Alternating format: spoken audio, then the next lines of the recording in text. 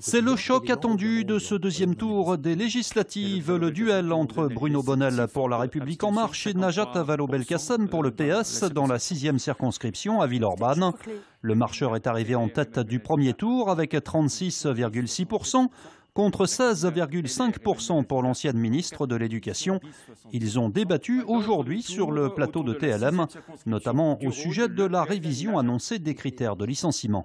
Je reviens à ce que disait Édouard Philippe ce matin. Il disait « Je confirme que nous souhaitons passer au niveau de l'accord d'entreprise la question des critères du licenciement. C'est-à-dire qu'entreprise par entreprise, on pourra désormais décider que, vous avez déjà telle raison justifie qu'on puisse licencier. Parce que moi, je l'ai fait plusieurs fois. Ouais, Eh bien, cette notion de critère, qui n'était justement pas entreprise par entreprise, était complètement inadaptée à mes entreprises. Et j'ai dû moi-même me battre à l'époque pour qu'on rajoute des critères. Par exemple, des critères comme quoi on ne licenciait pas, même si elle n'avait pas l'antériorité, une famille monoparentale. Non mais, par exemple, si moi je veux bien que vous renversiez la situation, mais il est évident que le propos à un entrepreneur. Oui, mais sauf que le propos en l'occurrence, c'est pas de rendre plus compliqué le licenciement, c'est de le rendre plus facile. Donc s'il vous plaît, ne renversez pas. Ça c'est parce que vous n'avez jamais licencié. Ça c'est parce que vous n'avez jamais licencié quelqu'un. Si on amène ce sujet au niveau de l'accord d'entreprise, c'est bien pour en finir avec les garanties collectives qui étaient posées par la loi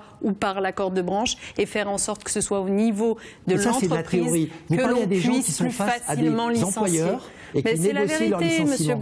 Ce sont des chantiers. Ouais, la vérité, c'est que si vous êtes si sûr d'être dans, j'allais dire, dans la justice et dans l'éthique en adoptant ce texte, expliquez-moi pourquoi est-ce qu'on ne le rend pas public et transparent avant l'élection législative. Non, mais l'heure n'est plus à la théorie du complot. Pour suivre l'intégralité de ce débat consacré à la 6e circonscription, rendez-vous ce soir à 20h sur TLM.